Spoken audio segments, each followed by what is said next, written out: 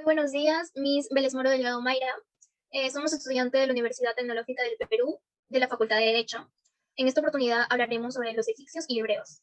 Los integrantes del grupo son Kesken Hernández Fátima, Gamonal Santa Cruz Tadía, Bio Maco Llanela, Segovia Peralta Sandro, Farro Bustamante Noelia, Mesones Morales Angel, Medina Ochoa Nayeli y Palma Zapata Raquel. En este informe abarca de la cultura egipcia y hebreos, desde un punto de vista general, el origen, el contenido, economía, política, derechos, instituciones, justicia. El presente trabajo inicia tocando el tema de la cultura egipcia. Como se sabe, la cultura egipcia se conforma a partir de la forma de vida, costumbres y tradiciones existentes en la sociedad egipcia de la antigüedad. Se inició en el Neolítico y evolucionó a lo largo del año 3000, hasta la época romana, cuando prácticamente desapareció al adoptar al Imperio Romano, y sobre todo las costumbres cristianas. Por otro lado, cabe mencionar que la cultura hebrea se asentó en la región del Oriente Medio en el segundo milenio antes de Cristo. En esa época, la zona que habitaron los hebreos era llamada Canaán y se encuentra ubicada en la actual región palestina, el sur de Siria. Asimismo, el origen de los hebreos se encuentra en Mesopotamia, que se trataba de un pueblo semita nómada y ganadero. El legado más importante dejado por este pueblo es el monoteísmo, a diferencia del resto de los pueblos de la época. Los hebreos adoraban un inicio de Dios cuyos mandatos regían en todo aspecto de la vida. El origen. Lo cierto es que cuenta con tanta antigüedad que es muy difícil situarnos en el principio. El origen de los egipcios, así como muchas han ido en hipótesis, se han ido surgiendo a lo largo de los años. Por ejemplo, en 1939, Filder-Fried, tras estudiar durante más de 70 años antiguas civilizaciones egipcias, llegó a la conclusión que la misma no se había originado en el valle de Nilo, sino que venía de otro lugar, y que finalmente habían aterminado en el Pietre, en el continente africano, ya que era demasiado primitivo para volver a nacer en una civilización de talla de los egipcios. Actualmente contamos con varias teorías más afianzadas y apoyadas en el descubrimiento arqueológico. De esta forma, según al parecer, los egipcios se remontaban nada más y nada menos en la prehistoria. Todo esto muestra que los primeros pobladores del Valle del Nilo eran pastores nómadas que vivían en las regiones como Libia, Numidia y nada más y nada menos en el año 6000 a.C. Sin embargo, dichos no fueron los únicos en viajar al valle y conformar la cultura de Egipto. Según al parecer, además fueron tribus amitas que venían en Etiopía, así como tribus semitas que venían de Arabia. Y claramente era la fusión de cada una de estas etnias al final y creó en Egipto. Su definición, tenemos que los historiadores en el Antiguo Egipto, a la cultura se estableció en las zonas adyacentes del flujo del agua del Nilo, en el curso del medio y bajo. Se puede localizar en los principios de la cultura a partir de alrededor del año 3000 a.C. y termina en el año 31 a.C., debido a que podría ser conquistada por el Imperio Romano de la forma definitiva y por consiguiente que ha sido integrada en una convivencia del imperio. Pues en varias épocas de su historia integró en su territorio el descendiente oriental y la línea costera del Océano Rojo, la península del Sinaí y la cantidad fundamental del territorio occidental. Esta cultura consiguió prosperar en un ambiente bastante difícil debido a que estaba rodeada por desierto y solamente obtenían su alimento por las fértiles tierras que eran dirigidas por el propio flujo del agua. Por otro lado, es fundamental que el sistema de escritura que denomina jeroglífico y consistían en representaciones de las ideas por medio de imágenes. Del mismo modo, tenían un sistema de numeración que resaltaba como uno de los primeros en todo el mundo. No obstante, se expresa que sin lugar a dudas se caracteriza que era de la magnitud de arquitectos. Ciertos ejemplos más resaltantes de sus construcciones que perduran hasta la época son las pirámides de Giza, la Esfinge, la isla Elefantina y la isla de Abu Simbel, entre otras. Entre el poder de papá e hijo, siendo como primer faraón y trascendencia a Narmer, responsable de haber fundado la primera dinastía de Egipto. Le paso a mi compañera que hablará sobre la economía. La economía en Egipto se desarrolló aproximadamente entre 1350 a.C. y 31 después de Cristo. La gran parte de sus actividades económicas se llevaban a cabo en torno al río Nilo, debido a que el agua de dicho río nutría los campos de cultivo, haciendo las tierras fértiles, facilitando así el comercio y el transporte. El faraón, quien era la máxima autoridad, junto a sus funcionarios, controlaban todas las actividades productivas, derivándose de ellos una organización social, en la que cada estrato llevaba a cabo una función específica en torno al sistema productivo, de acuerdo a la estructura del Estado. Medios de pago. Los salarios se pagaban en especie, es decir, recibían productos agrícolas que podían consumirse o ser cambiados de inmediato para adquirir otros. Impuestos y administración. Para la recaudación de impuestos se utilizaba una organización a través de fincas, y eran los propietarios, artesanos, pescadores y cazadores los encargados del pago de los tributos. Si no abonaban sus impuestos, podían sufrir castigos físicos. La administración egipcia destinaba los impuestos recaudados a la construcción de grandes templos y obras, como las tumbas reales. Para la construcción de dichas obras, en ciertas ocasiones se solicitaba la ayuda de la población y los prisioneros de guerra. El sistema económico. Su principal actividad económica fue la agricultura. Cultivaban diversos tipos de cereales, cebada, plantas oleaginosas, cebollas, lechugas, uvas, granadas, entre otras, según los ciclos del río Nilo. La caza, pesca, ganadería, cerámica, metalurgia, producción textil y la extracción minera que facilitó el levantamiento de las pirámides de Egipto eran actividades económicas complementarias. El comercio exterior se daba con regiones como Fenicia, Canaán, Nubia, Punt, Anatolia, Creta y Palestina. Importaban productos como incienso, plata, caballos, oro y hasta vendían esclavos, y la gran mayoría de productos eran transportados en barcos. La política en el antiguo Egipto en un principio se organizaba en dos reinos, el Alto y el Bajo Egipto. Fue a partir del año 3000 a.C. que se unificaron en un solo reino que tenía las siguientes características. Era monárquico, debido a que el poder estaba en manos del faraón. Era absolutista, ya que el faraón reunía en sí todos los poderes del reino o estado, es decir, tenía todo el poder. Y era teocrático, puesto que el faraón se creía hijo o escogido de Dios. La autoridad absoluta en todas las esferas de la administración en el antiguo Egipto era el faraón, debido a que los egipcios creían que era un dios viviente, el único con el poder de unificar el país y mantener el orden cósmico. También creían que cuando moría alcanzaba la vida eterna, no solo para él, sino también para todo su pueblo. Los funcionarios auxiliares en las labores gubernamentales del reino egipcio eran el escriba real, quien era un personaje fundamental, ya que era el encargado de anotar todos los actos de gobierno. También eran cultos, expertos en escritura jeroglífica, y los únicos capaces de evaluar los impuestos, asegurar los trabajos de construcción y transcribir las órdenes del faraón, ya que conocían muy bien los secretos del cálculo. El gran sacerdote, quien era el jefe supremo a quien se le asignó la dirección del culto. Celebraban cada día un oficio que consistía en cantar algunos himnos por la mañana, al mediodía, por la tarde y por la noche, y en los intervalos se dedicaban al estudio de la ciencia y práctica de la medicina. El gran visir, quien era el máximo dirigente y su autoridad solo era superada por el faraón. Es por eso que era el intermediario entre el faraón y los demás funcionarios. También era el que controlaba a los nomos, es decir, las provincias. El jefe del sello real era quien controlaba los ingresos y egresos de la monarquía egipcia. Le doy paso a mi compañero. Los derechos, la costumbre y la tradición son factores comunes en las sociedades primitivas, Mesopotamia, India y Egipto, y en parte de las primeras civilizaciones clásicas de Grecia, donde por medio del peso de las necesidades y la adaptación a los contextos en los que se desenvuelve, se dice plasmar y fijas costumbres y tradiciones, haciendo las normativas de carácter imperativo, que tienen concomitantemente fuerza de ley y de obligatoriedad. Las civilizaciones egipcias es una de las más ancestrales y significativas para el proceso evolutivo histórico del derecho, ya que constituye junto a India los países madre de la historia y de las primeras instituciones y figuras jurídicas del mundo. Las expresiones prácticas de la cultura egipcia imprime absoluta realidad a sus normas y ejecuciones jurídicas, ya que son inspiradas en la vida cotidiana. Ese carácter práctico se traducía en crear instituciones que asegurasen la existencia de una vida estable, ordenada y próspera. Luego de la unificación del imperio, el escalafón del poder se estableció inmediatamente. La máxima autoridad fue el faraón, a quien se le atribuía poderes sobrenaturales y era considerado un dios en la tierra con facultades ilimitadas y fuente de todo conocimiento y sabiduría. Le doy pase a mi siguiente compañero. Bien, con respecto a las instituciones del Antiguo Egipto, podemos hablar que ellas giraban en torno al río Nilo, que generaba los recursos fundamentales de una próspera sociedad agrícola. Idearon una gran mitología, puesto que se creía en la vida del más allá. Asimismo, el faraón era el máximo responsable del orden social y la justicia universal.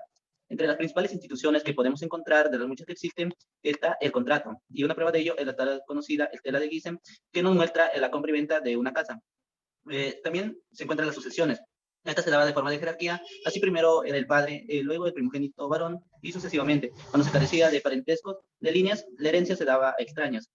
El matrimonio, por su parte, constituía la situación primaria y base fundamental social, la cual exigía formalidad religiosa. La clase social, en primer lugar, estaban los faraones de la casta sacerdotal más alta, y luego la familia real, los sacerdotes. Posteriormente seguirían los artesanos que ayudaban en la construcción de las pirámides y también los comerciantes, agricultores y pastores, para finalmente encontrarse los pueblos esclavos que pagaban tributos al faraón con su trabajo. Con respecto a la justicia, la civilización del Antiguo Egipto se interesaba mucho por ella, y se refiere a una justicia tanto en la vida terrenal, también en la vida del más allá, en la que ellos creían profundamente. Los libros de la muerte de los antiguos egipcios demuestran el papel que desempeñaba Mal, que era la diosa de la justicia. La justicia llevada a la práctica era potestad de los sacerdotes acreditarla, quienes tomaban un tribunal de 30 miembros escogidos mediante votaciones mutuamente y era presidido por un presidente, quien dirigía los debates de los asuntos contenciosos. Los procedimientos judiciales se regulaban con el menor detalle. Había acceso a emitir una demanda, así como a defenderse, apelando a la justicia, donde un juez o árbitro dictaría un fallo. Los egipcios disponían de un derecho procesal que a grandes rasgos nada se diferencia del nuestro.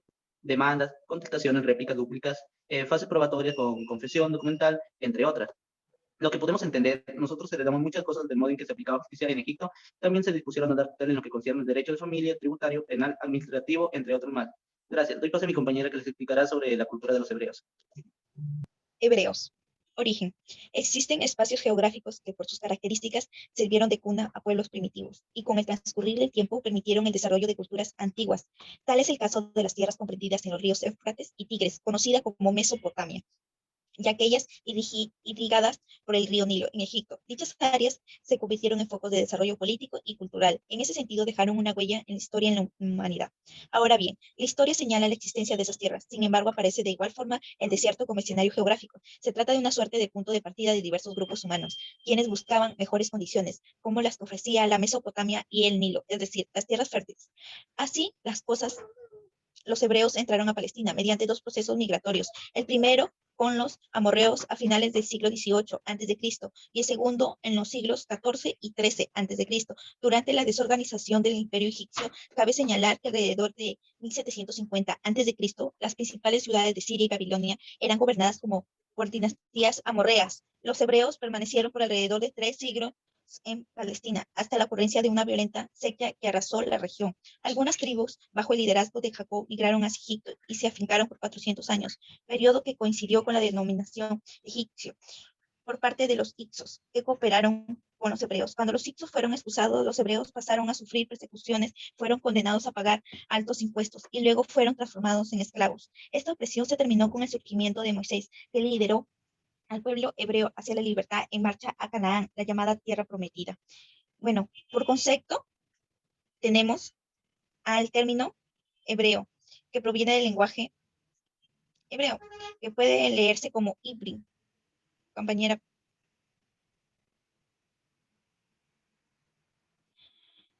A quien cruza al otro lado, del griego, hebraio, y del latín hebrae. Los hebreos son un poblado simético, antiguo, que procedió de los israelitas, y además es el lenguaje comentado por ellos. Bueno, le cederé la palabra a mi compañera.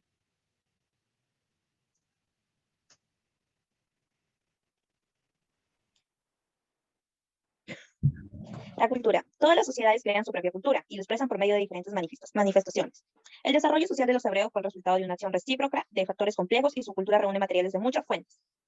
La religión hebrea fue evolucionando a lo largo del tiempo, desde su aparición nómada hasta la existencia de Moisés, 1100 años antes de Cristo. Era una religión animista, que contaba con diversas prácticas de magia. La religión como expresión de la cultura históricamente se considera como un recurso que le permite a la persona satisfacer sus inquietudes sobre fenómenos del medio circundante. Además, es el campo de interacción del humano con el espacio y con la sociedad de la que forma parte.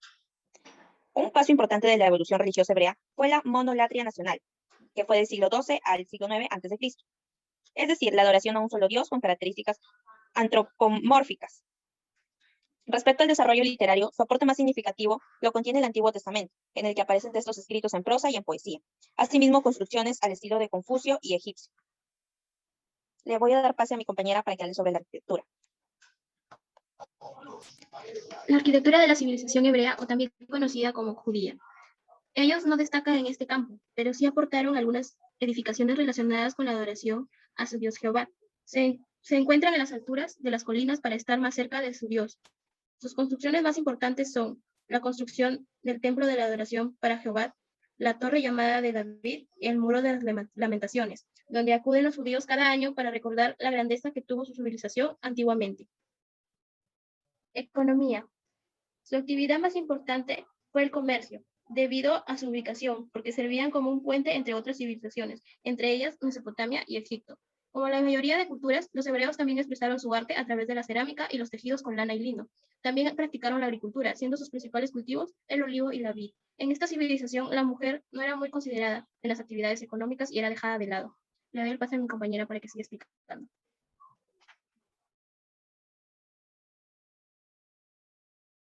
Su política.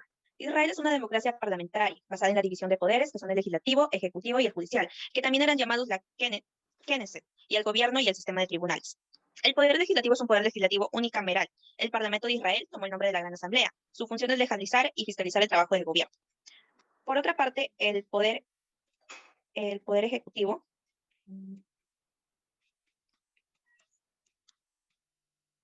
es el encargado de administrar los asuntos internos y externos, incluyendo asuntos de seguridad. El gobierno determina sus propios procedimientos de trabajo y toma de resoluciones. La independencia del Poder Judicial está garantizada por la ley. Los jueces son nombrados por el presidente según recomendación de una comisión especial, formada por jueces de la Corte Suprema, miembros del Colegio de Abogados y personalidades públicas. Los nombramientos son vitalicios, con jubilación obligatoria a los 70 años. En el contenido jurídico tenemos la influencia que la Biblia de los israelitas dan sobre los pueblos de Oriente y Occidente. Para la religión monoteísta es que la persona tenga una visión moral y ética, de manera que sea aplicable en el campo jurídico.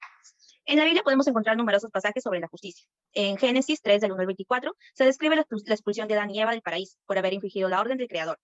En Génesis 18, del 20 al 33, nos describe la destrucción de Sodoma y Gomorra. En Levítico 24 se encuentra una referencia a la ley del talión, ojo por ojo, diente por diente. También se habla sobre las leyes hebreas. En el Antiguo Testamento, nombrado Pentateuco o Torah, se encuentran los primeros 5 libros que contienen las leyes por los que los hebreos se rigen, llamado Decálogo. Estos 5 libros son conocidos por ser los libros de Moisés o las primeras 5 partes del Torah, lo que significa enseñanza o ley. El Génesis es donde se relata la creación del mundo. El Éxodo, que explica la salida de Egipto del pueblo hebreo. El Levítico, que se refiere a la tribu de Levi. Los Números, donde se narra la marcha de los hebreos. Deuteronomio, que contiene la segunda ley. Las leyes escritas en el Decálogo, por lo cual se rigen los hebreos, son los mandamientos. Son, yo soy Jehová tu Dios, que te he librado de la esclavitud de Egipto. No harás imágenes talladas a ídolos. Honrarás a tu padre y a tu madre, entre otros. Doy pase a mi compañero para que hable sobre los derechos.